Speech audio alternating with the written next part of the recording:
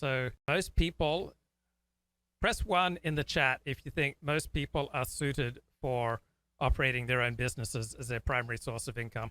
Press 2 in the chat if you think most people are not suited to relying for their primary source of income on operating their own business, right? So if you're consistently not doing the things that you need to do to start your business, it's probably that the business requires traits, actions that are just not congenial with your personality, right?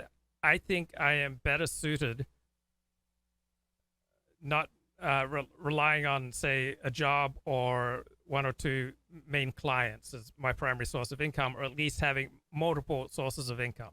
I think that's where I do best, rather than just having, say, one business that I operate myself and that I rely on, because then on non-work hours that I'm worrying about, it's like, oh, guys, you're not throwing down the super chats, right? You see all these people who try to be professional live streamers, and then YouTube changes its terms of service and they panic.